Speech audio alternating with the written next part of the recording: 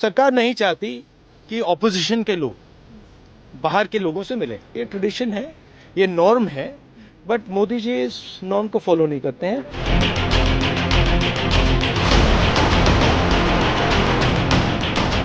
अगर एलओपी का मतलब इतने सालों से जब भी कोई डिग्निटरी आते हैं तो एलओपी से मिलते हैं, ये प्रोटोकॉल है। तो इस प्रोटोकॉल को तोड़ने का और इसका रिवर्सल करने का क्या फायदा है? मतलब ये इनसिक्योरिटी हो सकती है और क्या हो सकता है? ऐसा हो रहा तो निश्चित रूप से खेदजनक और दुर्भाग्यपूर्वक है।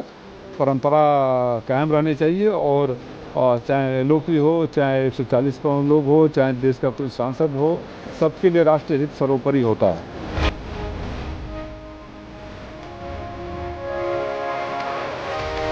हमारी परंपरा भी रही थी। इस परंपरा को किसकी इनसिक्योरिटी से खत्म किया जा रहा है?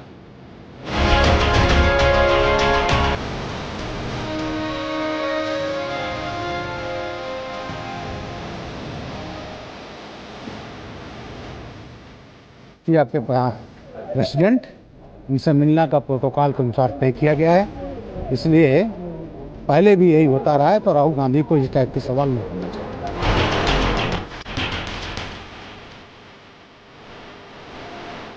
उस विषय पर मुझे पता नहीं, मेरे ख्याल में एक लोकतंत्र में अच्छा होगा कि जो भी आते हैं हमारे देश को कि सबसे मिल ले, लेकिन मैं इसके बारे में डिटेल्स नहीं जानता हूँ। राहुल जी कहा आप उन्हें ही वोट दीजिएगा।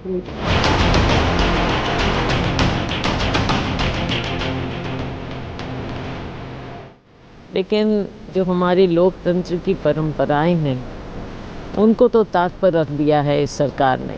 देश की रेपुटेशन के लिए भी ये अच्छा संकेत नहीं है।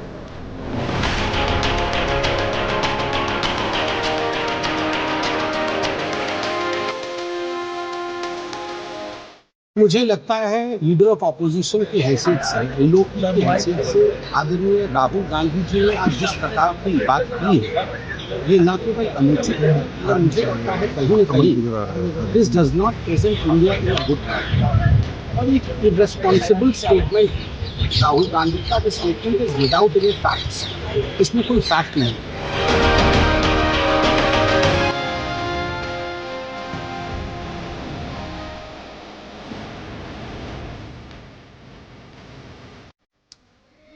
नमस्कार, मैं हूं रमेश भट्ट। संसद का शीतकालीन सत्र चल रहा है। कुछ ही घंटे में रूस के राष्ट्रपति व्लादिमीर पुतिन भारत पहुंचने वाले हैं। इससे पहले विपक्ष के नेता लोकसभा में राहुल गांधी ने एक बयान दिया है। उन्होंने कहा कि विदेशी डेलीगेशन को नेता प्रतिपक्ष से नहीं मिलने दिया जाता और यह सब जानबूझ के किया जाता है। हालांकि बीजेपी ने कहा है कि कई विदेशी डेलीगेशन के मेहमानों से राहुल गांधी की मुलाकात हुई है, लेकिन इसके बाद अब राजनीति शुरू हो गई है कि आखिरकार ये परंपरा जो वर्षों से चली आई है, क्या बीजेपी ने इसे तोड़ा है? इसी से जुड़े हमारे सवाल हैं कि विदेशी डेलीगेशन के नेताओं को विपक्ष से मुलाकात क्यों नहीं करने दी जा रही है?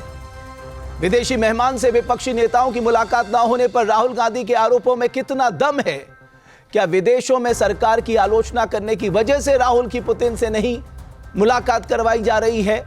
ये ऐसे सवाल हैं जो हम अपनी चर्चा में आज शामिल करेंगे और इसी पे बात करने के लिए भारतीय जनता पार्टी से विजय शर्मा साहब, मेरे साथ अनुराग भदौरिया साहब समाजवादी पार्टी से, रक्षा विशेषज्ञ एयर कमोडोर निप कुमार मेहता साहब, आप तीनों का मैं बहुत धन्यवाद करता हूं। कुछ ही देर में कांग्रेस के प्रवक्ता भी मेरे साथ जुड़ेंगे, दीपक झा साहब। लेकिन विजय शर्मा साहब, क्यों तोड़ लो परंपरा? आप वर्षों से एक परंपरा चली आई है, क्यों उस परंपरा को तोड़ रहे हो? नेता प्रतिपक्ष को कहना पड़ रहा है कि साहब आप इनसिक्योरिटी के चलते जो फॉरेन डेलीगेशन के मेहमान हैं उनको उनसे नहीं मिलने दे रहे हो।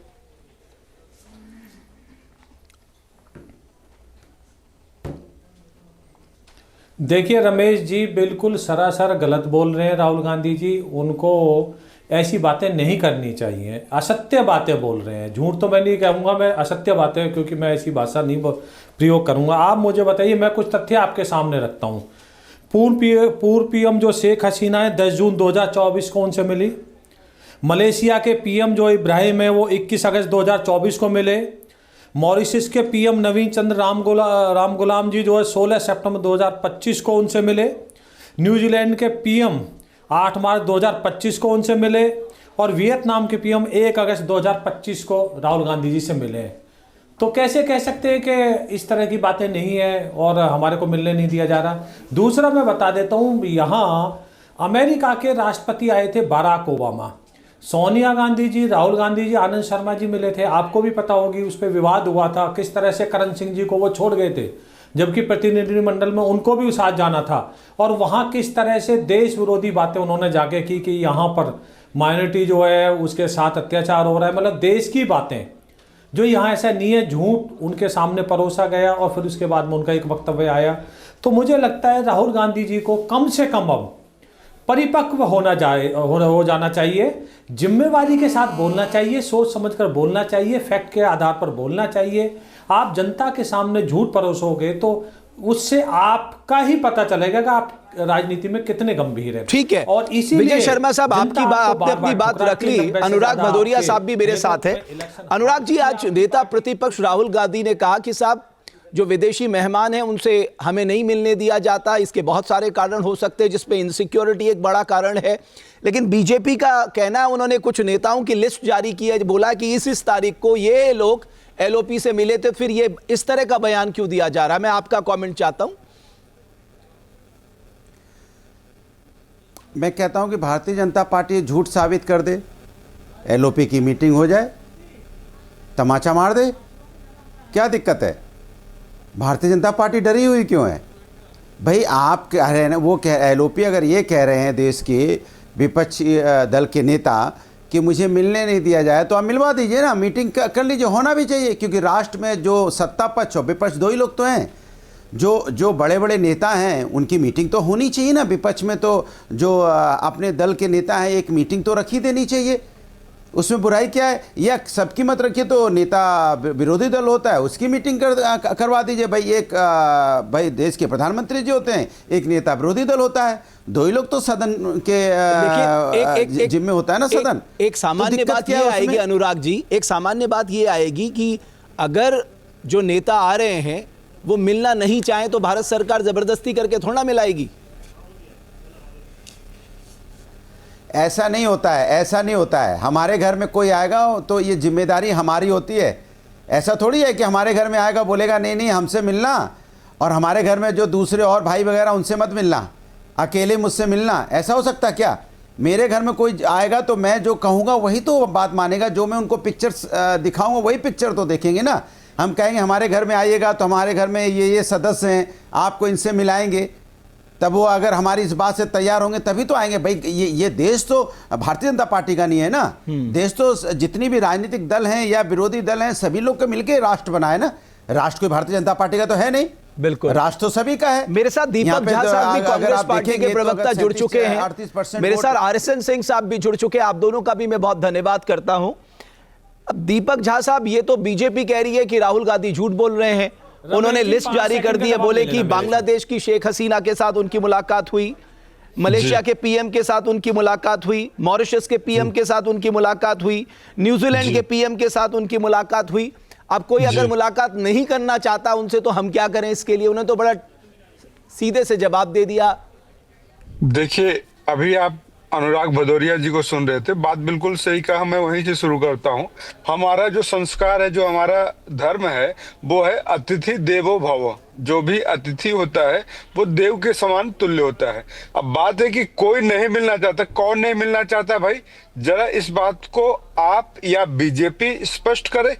बीजेपी सरकार ये बताए कि कितने राष्ट्राध्यक्ष भारत की यात्रा पर आए और कितने राष्ट्र अध्यक्षों से मुलाकात करने के लिए एलओपी को बकायदा निमंत्रण दिया गया। हम यही तो कह रहे हैं, राहुल गांधी जी झूठ बोल रहे हैं तो आप सच साबित करिए कि सरकार सही है। अगर आप सरकार के प्रवक्ता हैं और सरकार के प्रवक्ता और सरकार जिस पार्टी की सरकार है वो लोग बताएं कि हमने राहुल गांधी जी को इस नेता से मिलने के लिए बुलाया था, नहीं आए।